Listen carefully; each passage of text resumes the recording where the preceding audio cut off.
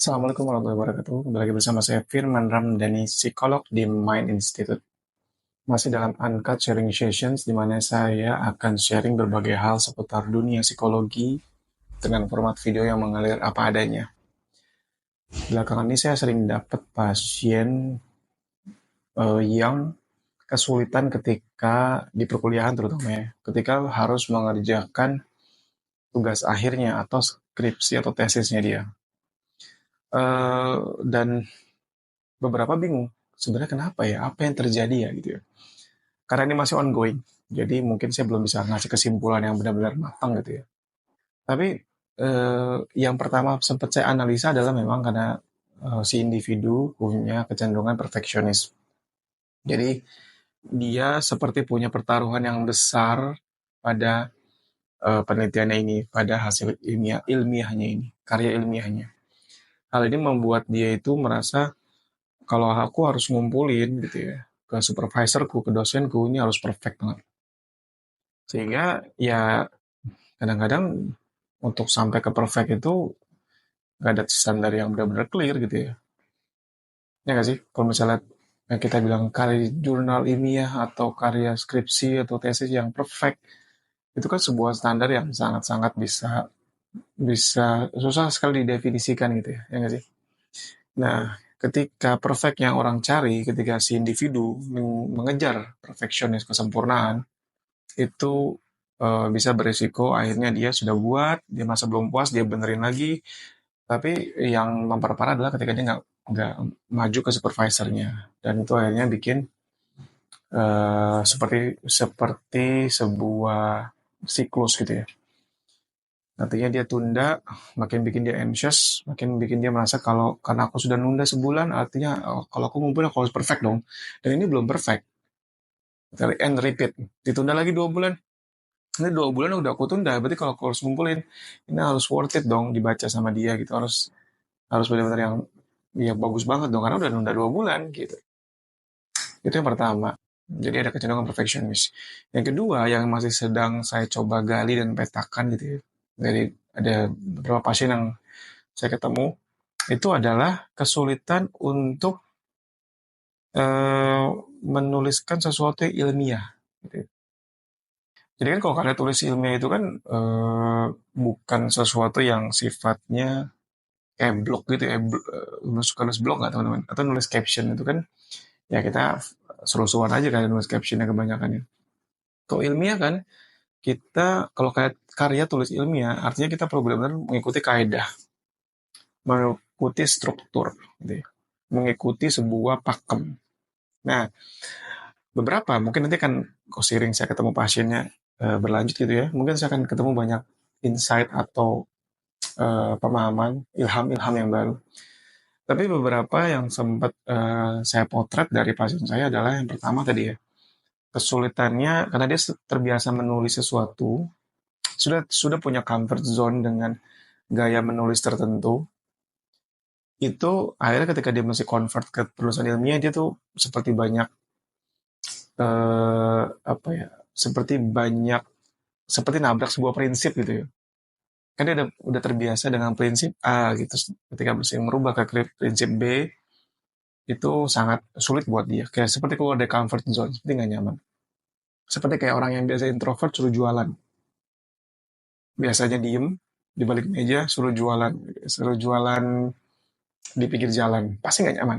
Pasti nggak nyaman. Atau sebaliknya yang biasa ngomong, yang biasanya cuap-cuap gitu ya, tiba-tiba suruh diem aja ngerjain laporan. Nah, loh, pasti itu juga nggak nyaman. Nah itu yang pertama tuh. Jadi untuk keluar dari comfort zone-nya, untuk melakukan sesuatu yang nggak biasa dia lakukan, beberapa orang sangat kesulitan. Gitu ya. Menjadi sefleksibel, ya mungkin nggak sefleksibel itu ya, menuntut sebuah flexibility dan adaptasi itu kayaknya lumayan kerasa di dalam penulisan ilmiah ini. Terutama kalau yang biasa nulisnya tuh nulis yang di luar konteks konsep ilmiah, di luar pakem ilmiah. Atau yang biasanya nggak nulis, itu juga sama tuh. Ketika nggak biasa nulis kan, ketika dia masih nulis, dia masih belajar lagi pakemnya, dia mesti belajar lagi tentang formatnya dan seterusnya. Intinya keluar dari zona nyaman. Terus berikutnya, yang sempat saya potret juga adalah karena penulisan ilmiah butuh supervisor, itu juga challenging. Ya nggak? Challenging karena mesti ngobrol sama supervisornya, mesti ada feedback, dan beberapa mungkin unfortunate gitu ya, apa namanya, tidak beruntung gitu dapat supervisornya menyebalkan gitu ya, sehingga mungkin keluar kata-kata yang benar-benar menusuk jiwa gitu, sehingga dia jadi seperti mungkin jadi trauma gitu ya. Mungkin kita nggak bilang trauma ya, seperti ya pengalaman buruk yang akhirnya membuat dia jadi anxious, dan itu mendorong dia untuk menunda-nunda, dan akhirnya jadi lebih sulit untuk menyelesaikan tugasnya. Atau sebenarnya supervisornya baik-baik aja, cuma memang si individu ini kesulitan tuh untuk, ini ada satu pasien saya gitu, kesulitan untuk berdialog sama supervisor karena mirip seperti yang poin yang tadi sebelumnya. Supervisornya punya beda prinsip. Jadi supervisornya beda gaya, beda prinsip, beda substansi dalam menjelaskan gitu ya. Jadi si pasien ini, si individu merasa harusnya tuh begini. Gitu. Apalagi waktu itu pasien saya temuin dia sudah pernah kuliah, terus dia kuliah lagi gitu ya, ini kuliah yang kedua kalinya. Jadi dia kayak sudah punya standar, supervisor harusnya begini. Terus ketika dia dapat supervisor yang sekarang gitu kecewa, terus dia masa, udahlah harusnya tuh dia tuh begini, harusnya dia begini, tapi kenapa kenapa aku dapatnya begini?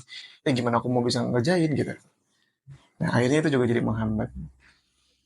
Gitu. Jadi kesulitan komunikasi, kesulitan menyampaikan pendapat, kesulitan menerima kritik, kesulitan untuk eh, apa ya, bernegosiasi mungkin gitu ya. Intinya mainly interaksi dia sama supervisornya. Gitu. Terus yang berikutnya lagi terkait dengan konteks ilmiah. Yang namanya ilmiah itu kan menuntut dengan kita untuk doing some research gitu ya. Pasti butuh baca data, butuh baca buku, butuh baca jurnal, dan itu juga buat beberapa orang jadi challenging juga. Karena artinya kan butuh menggunakan mental effort, kognitif tugas kognitif itu kan tinggi itu ya, butuh mikir ya, butuh butuh investasi energi yang luar biasa gitu ya. Beberapa orang kesulitan kesulitan untuk eh, apa namanya fokus di situ. Em, Mungkin ada beberapa lagi tapi saya lupa. Tapi kalau teman-teman ada pengalaman, ada masukan juga mungkin, atau ketika kalian melihat teman kalian ini tuh yang bikin kesulitan orang ngerjain skripsi, itu juga bisa. Atau juga satu lagi, ini pengalaman dari sahabat saya sendiri. Kalau dia nonton mungkin dia bisa memvalidasi ini. Ketika dia mesti ngerjain skripsi itu sendirian, jadi ini kan solo task yang kebanyakan ya. Meskipun penelitiannya payung, itu kan tetap solo task, tugas sendiri.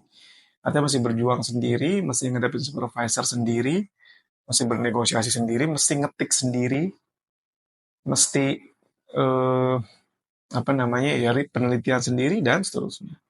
Beberapa orang kesulitan untuk self motivated, untuk membangun self motivating behavior, untuk memotivasi dirinya sendiri.